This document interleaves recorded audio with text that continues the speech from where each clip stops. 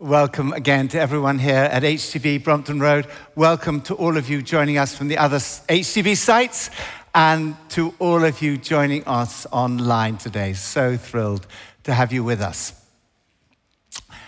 I want to look today at the book of Nehemiah. If you have a Bible, you may like to turn to Nehemiah chapter 2.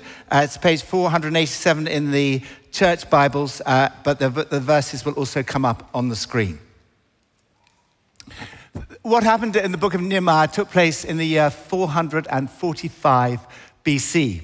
And as many, I expect all of you know, the exile happened in the 6th century BC. The people of God, Israel, were sent into exile in Babylon. They were there for approximately 70 years, and they came back to rebuild the temple, which was what we're going to be studying on Tuesday, the book of Haggai in Groups Live, as you've heard. And then Nehemiah, who was a layman, a civil servant, like most of you, he was just in the workplace. He was called by God to rebuild the walls. The walls of Jerusalem remained in ruins. And this is what we read in chapter 2, verse 17. Then I, that's Nehemiah, said to them, "You see the trouble we're in. Jerusalem lies in ruins, and its gates have been burned with fire. Come, let us rebuild the wall of Jerusalem, and we will no longer be in disgrace." I also told them about the gracious hand of my God upon me, and what the king had said to me. They replied, "Let us start rebuilding." So they began this good work. But when Sanballat the Horonite, Tobiah the Ammonite official, and Geshem the Arab heard about it, they mocked and ridiculed us. "What is this you're doing?" they asked. "Are you rebelling against the king?" I answered them by saying, "The God of heaven will give us success. We, his servants, will start rebuilding." I want to talk to you today about it's time to rebuild. Let's start rebuilding. What is the Holy Spirit saying to us today as a community, to you online? What we sense is that it's time to rebuild our lives, to rebuild our communities, the church and the world. It feels like we have been in a kind of exile, especially during the pandemic. I don't know what you associate with the word exile, but I wanted to see what would most people associate with the word exile. So I Googled the word exile. And do you know what the first thing that came up? Taylor Swift. Singer, songwriter, I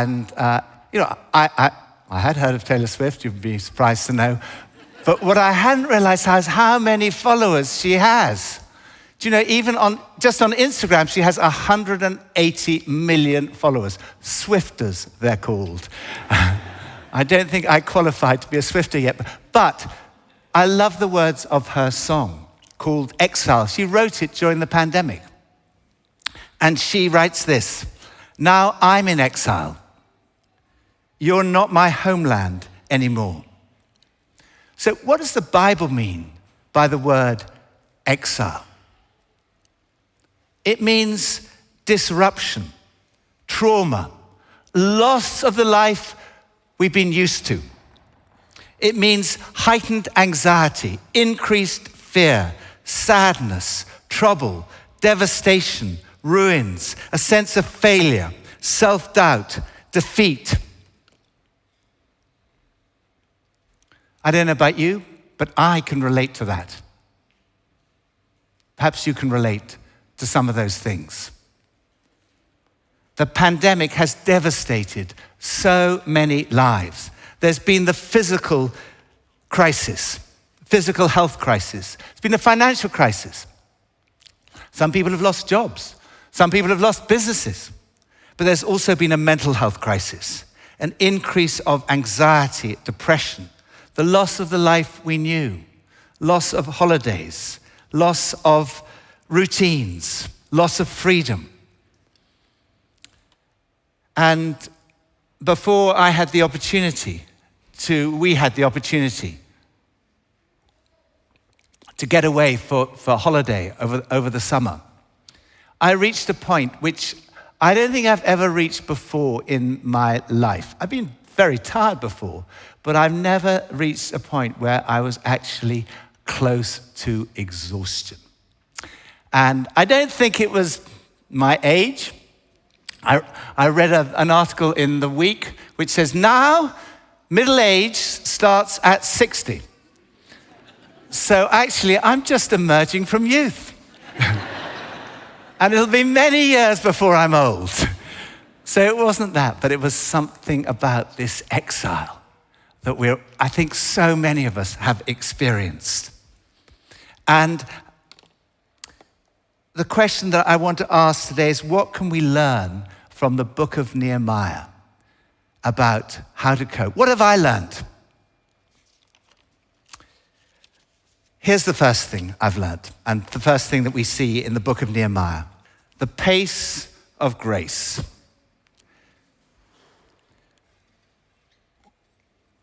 The pace of grace. Nehemiah says, the gracious hand of my God was upon me. The God of heaven will give us success. As the psalmist says, unless the Lord builds the house, those who labor in vain. And I've read from chapter 2, the first chapter of Nehemiah is all about his prayer life. That's where it started. It was God's plan he was following, not his own. Some of you may have been at the last leadership conference we were able to hold at the Albert Hall, where the wonderful African-American pastor, Mike Todd, spoke on this subject, the pace of grace. And at the time, we thought, wow, that's a lovely idea. That's great talk. But I think now I realize it's essential that we operate at the pace of grace. Because we need physical, emotional, and spiritual help. As I said, I got close to exhaustion, and actually I got some professional help. And here are some of the things that I've learned about the pace of grace. I was operating at an unsustainable pace in my life. I just got, I think my routines had gone. I before the pandemic, I had a way of just getting away. 2:30, I got on my bike, went to the gym, played squash or whatever it did, mixed with my friends outside the church, totally slowed down, got a break, and had a prayer room on Fridays. I would be in there, and I had all these routines that were a kind of balance in my life.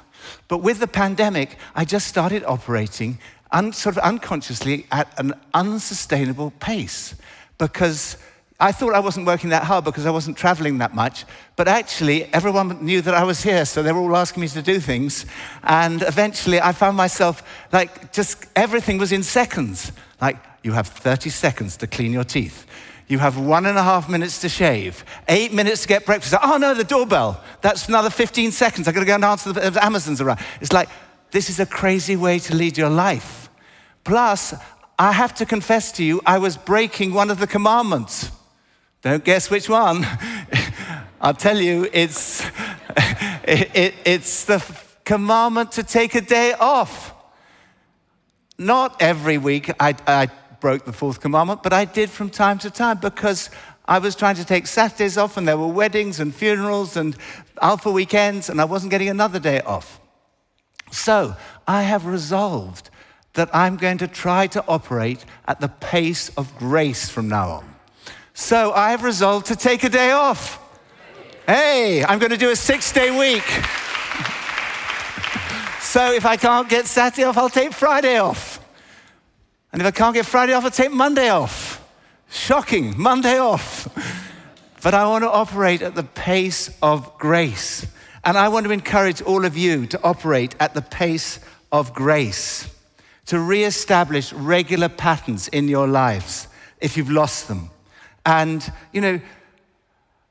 it's great that you're here today because you have reestablished Sunday as a day of worship. But I think we need to establish this all in our lives because we got used to watching online. And that's not a substitute for community. And I want to encourage you all, like every Sunday, if you're not in London normally, but wherever your local church is, go there every Sunday. Make sure that you really get a Sabbath. That is the fourth commandment, that we should worship together, that we should come together as community, that we should take a complete break from work. These are the routines I think we need to establish. For me, one of the key things has been, Jesus talked about the unseen parts of our lives, like our giving and our prayer life. These are the foundations. And for me, many of you know I do the Bible in 1 year. I've done it actually for 30 years. So that means I've read through the Bible 30 years. But St. Gregory the Great said this: Scripture grows with those who read it. So you always see something new. And what I've learned is just how important. This is one of the things I so enjoyed when I was on holiday and there was no rush. There was just to meditate on the words of God. St. Paul describes the Bible as being theopneustos, which is inspired by God. But there's another meaning of that, theopneustos, the Greek word. You can either translate is God, neustos is breath. So it's either it's God breathed or it breathes God. And both are true. The Bible is inspired by God, but it breathes God. So as you're meditating on it, you're chewing on it, you're breaking it up so that you can digest and so that you can fill your spiritual hunger that we all have. And this is an amazing thing when you encounter Jesus in the Bible. You listen to Jesus in the Bible. And this is a hunger that we all have in our hearts. And nothing else will satisfy that hunger. Even the good things of life, your job, your friends, your relationships, nothing will satisfy that hunger because it's a God-shaped spiritual hunger. I remember Nicky and Silla Lee worked in Japan for a time, and there they met a Japanese woman. And when he was talking about this fact that nothing else will satisfy this hunger, and this Japanese woman said, in Japan, she said, it's as if we have two stomachs. We have one stomach for ordinary food, fish, meat, vegetables. We have another for rice. And she said, unless we eat rice, we always feel that something is missing. And I guess if Jesus had been speaking to her, he'd have said, I'm the rice of life. I'm the one person who can satisfy this other stomach, which we all have. Jesus is the rice of life. And if we want to operate at the pace of grace, we have to eat the rice of life. We have to be in this relationship with Jesus. So that's the first thing I've learned. I've learned about the pace of grace. The second thing I've learned is the price of rice. So, yes, Jesus is the bread of life. He's the rice of life. He's the one we need. And it's a free gift, but there's a price to be paid for following Jesus and for holding him out to the world. And rebuilding, in the book of Nehemiah, we see there was a price to be paid. Rebuilding requires resilience. When Nehemiah saw the state of Jerusalem, the walls broken down, the gates burned with fire, it says there was a sadness in his heart. He said, I was very much afraid. And, I think one of the things that many of us have experienced is just sadness and also fear. Sadness and fear at what we see happening around us in our society that has rejected Jesus so often and where lives are disordered. Nelson Mandela said, courage is not the absence of fear, it's the triumph over it. And there's a battle on. There were people around who mocked and ridiculed when they started rebuilding. They said, what are you doing? It's never going to work. Look at the state of the church. Look at the numbers in decline. You honestly don't think that you can rebuild the church today? What's the point in even going to church? Well, there's so much mocking and ridicule out there. And anger as well. Sanballat was angry when he heard that they were rebuilding. What are these feeble Jews doing, he said. And again, there's so much anger out there. You can see it on the roads. There's so much even more road rage than there used to be. And there's anger everywhere. It just seems to be everywhere. It's even in danger of coming into the church. People being angry with one another, that should never happen. But this is the price of holding out Jesus, is that there will be opposition. No blessing goes uncontested, as Sandy Miller always used to say. And sometimes you will face opposition, not because you're doing something wrong, but because you're doing something right. And if you're holding out Jesus to the world, you will face opposition. Jesus warned us of that. And we've had a storm. The pandemic's like a storm. And some people have been blown away in the storm. And Jesus said this. He said, look, two people look exactly the same on the outside. But one, he said, is like a house that has no foundations. And when the storm comes, the house gets blown away. Others are like a house that has foundations. And when the storm comes, it stands. And you may say, I know people who've lost their faith during the pandemic.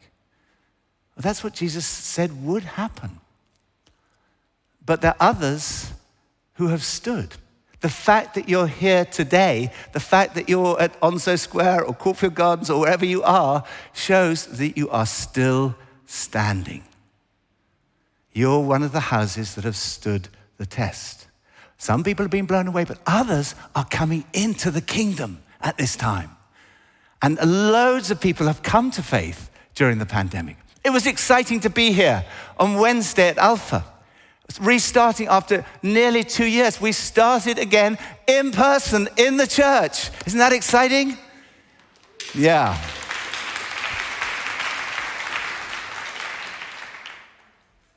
So I came over to see all the people. It was so exciting to see there was a queue around the church again. And then so at 7:30 we went over because there are also groups starting online. Ours was online. It was amazing. We had the most fascinating group of people. If you've never done Alpha before, if you know people who've never done Alpha before, it is such fun doing it. It's amazing. And as you've heard, it's not too late to start. But there's this hunger in every human heart. And there are all these people out there who've never tasted the rice of life. And we need to encourage them to come. Because if you don't fill the God-shaped gap with God, you'll fill it with an idol. You'll put something else instead of God. And even good things can become idols. Politics or music or whatever it is. Or relationships or and people fill it with all kinds of things. Sometimes they fill it with drugs. And the thing about idols is this. At first, they offer you everything and they ask of you nothing. But in the end, they cost you everything and they give you nothing. And Jesus is the opposite. His gifts are free and he gives us everything because although we have to pay the price of being known as a follower of Jesus, and we may get opposition, the cost that we pay is nothing compared to the cost he paid when he died on a cross and took our sin and offered us forgiveness. And we have the most amazing message for the world. We have a spiritual story, love story, with a happy ending. It's what the world so desperately needs. We have a message of hope in a world that is in despair. And we have the opportunity to offer people the rice of life. But there's a price. The pace of grace we learn from Nehemiah. The price of rice. And then the peace of geese. What do I mean by that? We can only do this together. My pattern is I like to do the Bible in 1 year, as I say, and then I like to go for a walk around the park to pray. I get very distracted, but I love God's creation. I find God's creation so inspiring. And one of the things is watching the birds fly. And I've been trying to capture the geese flying and put it out on Instagram. But my Instagram is not a great success, and my photography is not a great success. And I never managed to capture. These are some of my attempts to get this. But this is the photo that I was trying to get. Isn't that amazing? That is geese flying in formation. And that is a picture of community. It's what we are meant to be. This is what I read about it. When geese fly in formation, they create their own unique form of teamwork. That's what we need. Each bird flaps its wings. It creates uplift for the bird immediately following. By flying in a V, by flying together, they fly 71% faster. And I love this. The geese honk from behind to encourage those up front to keep up their speed. And this has been so true in the pandemic. When a goose falls out of formation, it suddenly feels the drag. Have you felt the drag? And resistance of trying to go it alone, and quickly gets back into formation to take advantage of the lifting power of the bird in front. When the lead goose gets tired, it rotates back in the V and another goose flies point. Our lead goose never gets tired. Jesus is the lead. Jesus is the one that we're following. When a goose gets sick or is wounded and falls out of formation, 2 other geese fall out with their companion. I love this. And follow it down to lend help and protection. They stay with the fallen goose until it's able to fly or until it dies, and only then do they launch up on their own and with another formation to catch up with the group. And scientists have fitted a heart monitor to the birds. And what they've found is that the birds at the back have the lowest heart rate. They're at peace because they're in the formation and they're being helped by all the others and they're following what is the equivalent of Jesus. That's the peace of geese. And this is what we see in the book of Nehemiah. How did they do it? They did it together. They worked, if you read chapter 3, you'll see they worked shoulder to shoulder, supporting each other. Everyone played their part together in the community. That's why community is so important. We need one another. And there's something about just being together, even on Zoom, actually. When Groups Live started, Tricia Neal, who's here today, and Nicky Lee said in our staff meeting that when Tricia Neal organizes a small group, which she invited Nicky Lee and me into, that he can guarantee that the small group we are in is the best organized small group in 2,000 years. And it's been amazing. I would not miss that small group for anything. We absolutely love it.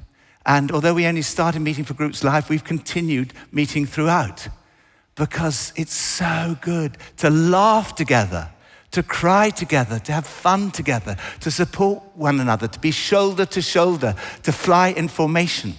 On Wednesday, I popped in again on Zoom to a group. David and Deirdre Hurst have been running a group in this church for 40 years. It was their 40th anniversary. That's how much they love those people. And we need this community. And people are desperate for community. That's why people join, at worst, gangs, at best, clubs or organizations. But the church is far more than just an organization that you join. It's a family where you belong, where you're part of a community, where you are with others. It's the greatest community on earth. And we want to see more churches across this country. We want to see a church in every community filled with people worshiping Jesus. That's why we have our theological college, which we started together with the Bishop of London. And do you know we have now 280 ordinands there. This year there were 107 new people training for ordination. What are they going to do? They're going to go and run church. We do not want to see a single church in this country closed. We want to see every church filled with people worshiping Jesus, don't we? In every village, town. And we're doing it together.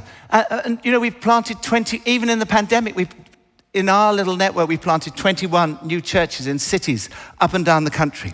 And we're working together with others in the Church of England, together with the Catholics, Orthodox, Pentecostal, Jesus House, Salvation Army, in unity, shoulder to shoulder. And what are these plants doing? I met one of them last week. A team came down from Blackpool, Andy Dykes with his team. And they were saying, look, this city, there's so many cities in this nation that are in ruins. And these church plants are like construction teams that are going into those cities to rebuild. And the church is the practical expression of love. That's why we do Love Your Neighbor, together with churches across the country, started by Tom and Sarah Jackson, have fed 14 million people during the pandemic. 14 million meals. Love Christmas. This year at Christmas, we're planning 1 million bags of kindness. Helping, as you've done through your amazing generosity in the offering, Afghan refugees. Sarah Jackson sent me this account, and all the permissions have been obtained for me to tell you this story. Mohammed Tawfiq fled Kabul with his wife and 2 sons. After 2 weeks in quarantine in the UK, they were relocated to a hotel in our parish for resettlement on Saturday, the 11th of September. Our Love Your Neighbor team welcomed them off the coach, helped carry the luggage to their rooms, provided urgent supplies. Many refugees simply we went and visited there. And people just arrived with a sack, just a bin liner of a few things. One of the volunteers met Mohammed and his 16-year-old son, Eham. Eham was a member of the Afghan under-16 national football team, and he also played for one of the top 5 clubs in Kabul. Eham had tragically witnessed this. One of his friends from his football club was so desperate to get out of Afghanistan that when the plane took off, he tried to hold on to the plane.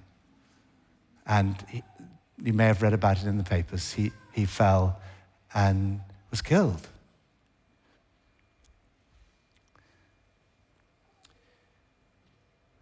Moved by his story and noticing this teenager only had a pair of sandals, one of our volunteers managed to organize for 2 tickets to the Chelsea-Aston Villa football match. This 16-year-old boy, his dream had been to go to Stamford Bridge and watch Chelsea. And they bought him a pair of new trainers.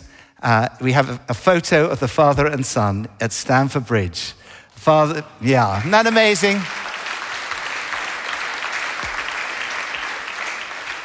The father was deeply moved by this act of kindness, tearfully saying, "Last month, my son lost everything, and you have fulfilled a dream for him to visit Chelsea and see a match. What kindness. This family, along with hundreds of others, this is what Sarah Jackson writes, are facing the prospect of having to rebuild their lives, and the kindness of a stranger from church gave them a small ray of hope in the midst of their suffering. Each of us can help others rebuild their lives, our communities, our nation, through small acts of love and kindness. Do you know the exile was one of the most creative periods in Israel's history? Much of the Old Testament was written in that period. And the temple was rebuilt. And then what the people said was impossible, the rebuilding of the walls, took place in 52 days. You may be going through a tough time. The church and the nation certainly are. And even if the church was ever reduced to a small persecuted minority, Jesus said, the gates of hell will not prevail against the church. And Jesus came to declare the end of exile. And Sarah Jackson, again, she had this prophetic word, which I think is a wonderful word, that there is a phoenix arising out of the ashes. Phoenix symbolizes resurrection, life after death, emerging from the ashes, stronger, smarter, more powerful. Imagine what could happen. Just think what could happen if we as a community all operate at the pace of grace, knowing that the gracious hand of God, of Jesus, is on us. If we go out into this world and hold out the rice of life, whatever the cost, if we have that peace of the geese through Jesus in our hearts, imagine what we could see happen. Imagine what we could do to play our part in the evangelization of this nation, the revitalization of the church, and the transformation of society. So, let's start rebuilding in Jesus' name. Amen.